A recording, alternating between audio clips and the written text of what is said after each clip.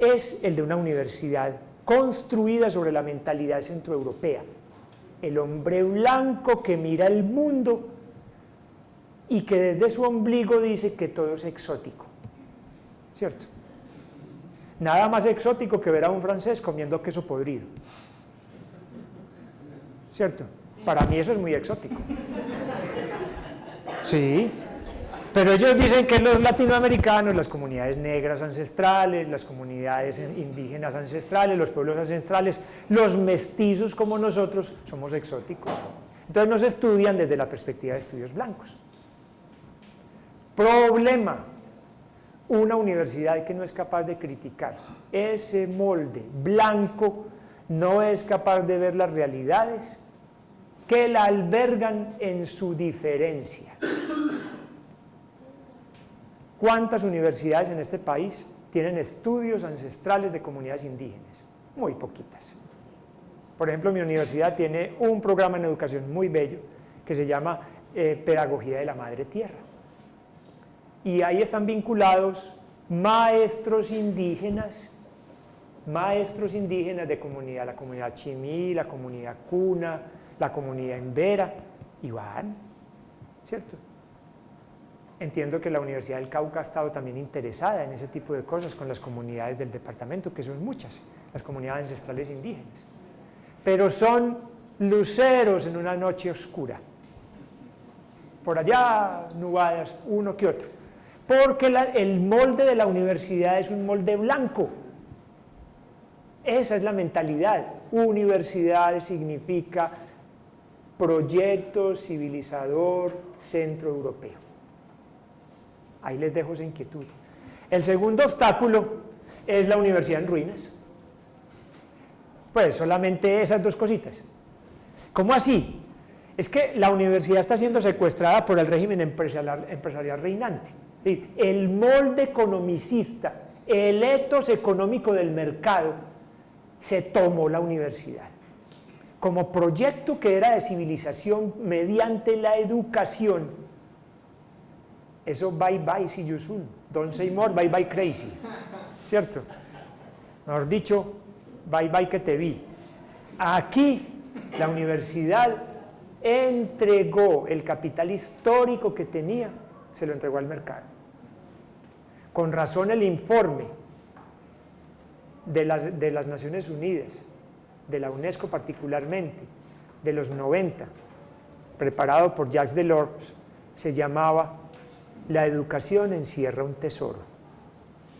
Ciertamente, encierra un tesoro y produce mucho dinero en el mundo, mucho. La industria de la educación, miren, como lo llamo, la industria de la educación es una de las industrias más prósperas en todo el mundo occidental. Entonces, permítame, Diego, la universidad está siendo secuestrada por el régimen empresarial reinante con su mentalidad eficientista y monetaria. El propósito de la universidad ya no es la humanización, ni siquiera la edificación del Estado Nacional, como era el ideal de la universidad napoleónica, ¿cierto? Universidad para la nación.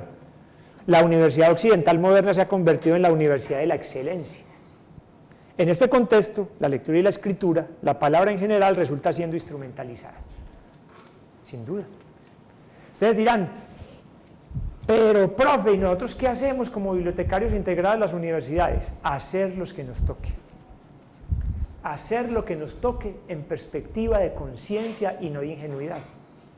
Porque cuando uno hace las cosas con ingenuidad, entonces ingenuamente se confunde, ingenuamente se lo traga el sistema uno. ¿Saben cuál sería un poco la filosofía del asunto? Ser gusano, volverse un gusano. Es un poco la metáfora. ¿Qué hace el gusano? Se mete en el corazón de la manzana, ¿cierto? Y desde adentro se va comiendo la manzana. Nosotros tenemos la posibilidad de hacer pequeños cambios que luego van a ser significativos, van a ser muy significativos, cuando los ponemos en escala de los efectos personales que logramos con nuestros usuarios. No crean que los bibliotecarios tenemos las manos atadas y que por nosotros pasa el mundo por encima con todas sus ruedas. Falso. Nosotros sí podemos actuar en una escala humana realizable en transformaciones. ahí, con ese usuario que llega, con el lector que viene, con el club de lectura que montamos, con el libro que ponemos a circular por la ciudad, con la palabra que le otorgamos al que no la ha tenido, con la escucha que le damos al otro. Es decir, no creamos que el sistema nos maniata, para nada. Al contrario, nos ha dado un elemento fundamental para transformar el sistema, y es el conocimiento. Es el conocimiento. Entonces ahí vamos entendiendo varias cosas. La relación entre palabra, y voy a introducir entonces la otra palabra que a ustedes les gusta tanto, información y conocimiento, ¿cierto? Somos trabajadores de lo social. Edmund Husserl, el padre de la fenomenología, decía de todos nosotros que trabajamos en las ciencias sociales una cosa muy linda. Él nos decía, nos lo recordaba, todos somos funcionarios de la humanidad. Miren cómo nos cambia la perspectiva.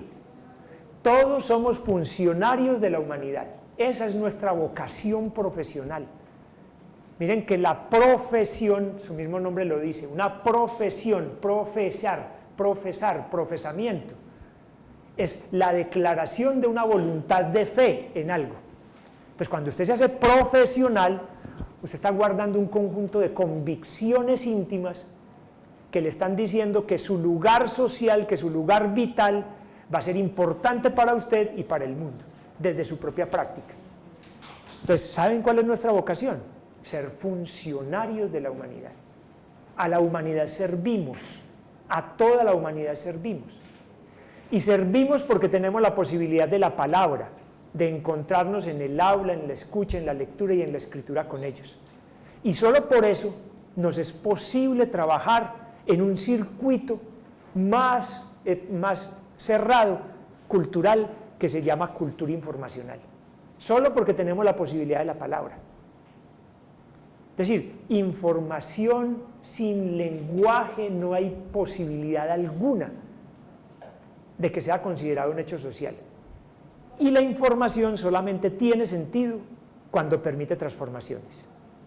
Entonces, a lo que estamos convocando las bibliotecas es a que se vean como instituciones en las cuales, mediante el lenguaje, es posible realizar transacciones sociales de información en perspectiva de transformación a partir del conocimiento que la información permite.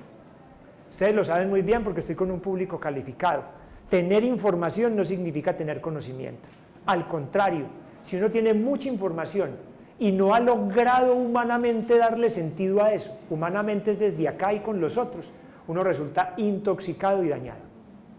Entonces miren esa relación, lenguaje, información, conocimiento. ¿Para qué son las bibliotecas? En una universidad, ¿para qué son? Para apoyar un sistema de conocimiento que se llama universidad. Un sistema de conocimiento que se llama universidad.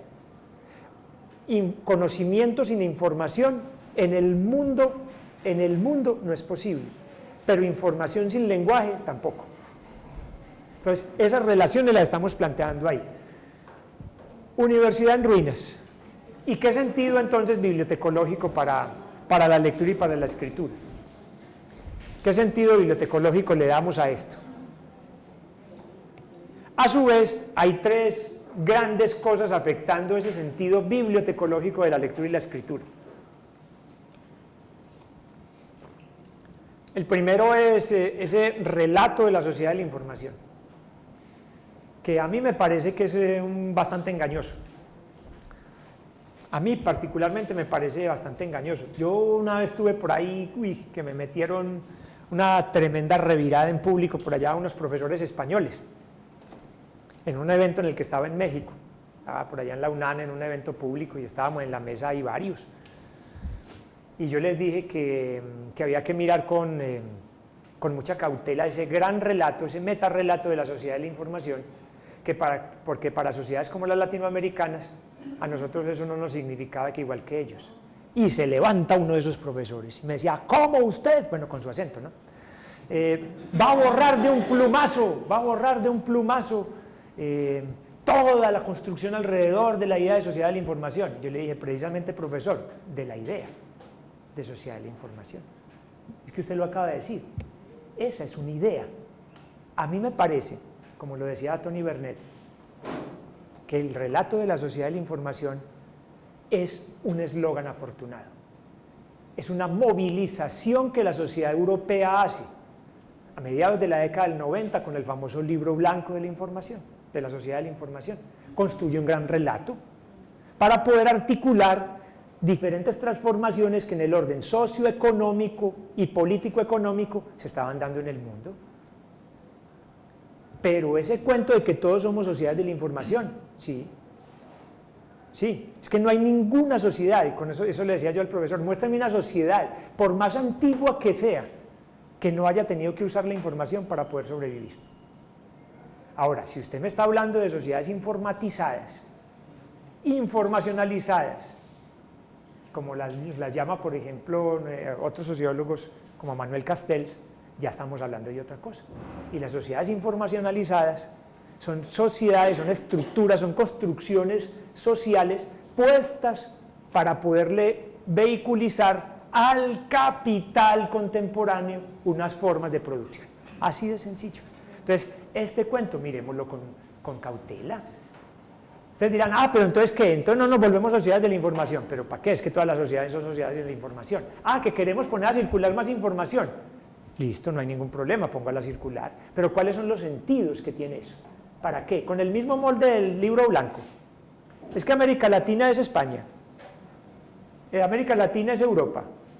España es Colombia. No, o sea, con eso hay que ser crítico.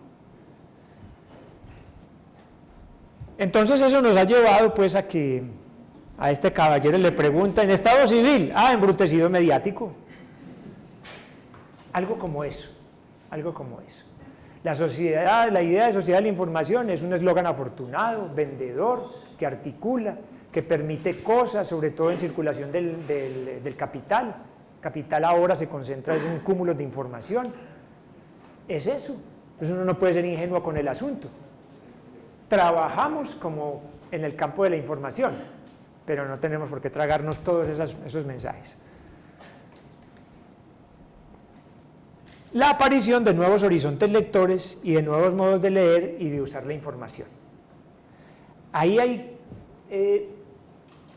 me parece a mí que un asunto bastante interesante como contradiscurso al de la sociedad de la información. Y es que la información tiene un momento de intensificación de su uso social, que nadie lo niega, en sociedades como las nuestras, que ha venido de la mano de transformaciones tecnológicas, de transformaciones en los procesos culturales, precisamente en lo que tiene que ver con leer, con escribir, con hablar y con escuchar, ¿cierto? Entonces, estamos hablando, estamos escuchando, estamos leyendo y estamos escribiendo de maneras diversas.